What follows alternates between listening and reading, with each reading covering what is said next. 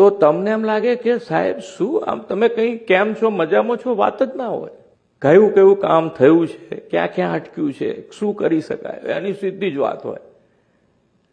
1 minute નહીં. આજે એક અનુભવ મારો હું કહું કે મેં જ્યારે બીજી વખતે અહીંયા આગળ મુખ્યમંત્રી તરીકેના શપથ લીધા ત્યારે હું સાહેબ જોડે બેઠા હતા, એકલા બેઠા હતા. એટલે કે અમારી કાર્ય પદ્ધતિની ચર્ચા થઈ.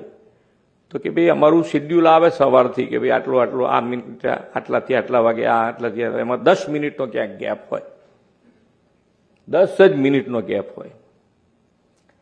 તો કે અમે એમને પાછું મોકલીએ અને કહીએ કે આ 10 મિનિટમાં તમારે શું કંઈક બીજું લઈ શકાય એવું છે લઈ અને કમ્પ્લીટ કરીને લાવો. સાહેબે વાત કરી એટલે મેં સાહેબને કીધું સાહેબ અમારે ઊંધું હોય થોડું. મને કે કેમ ઊંધું હોય? તો મેં કહું અમે પાછું મોકલીએ ને અમે એમ કહીએ કે આ 10 મિનિટ નહીં, આ 25-30 મિનિટનો ગેપ લાવો તો કંઈક બે શાંતિથી.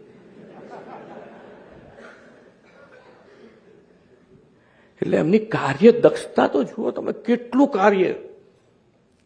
આજે તમે ક્યાંય 1 મિનિટ એમ 1 મિનિટ ફ્રી નહીં અને બધું જ પબ્લિક લક્ષી કામ કેવી રીતે વધારે. આજે દેશ અને દુનિયામાં ભારતનું નામનું જે ગૌરવ અપાયું છે એ તો માન્ય વડાપ્રધાન શ્રી નરેન્દ્રભાઈ જ કરી શકે.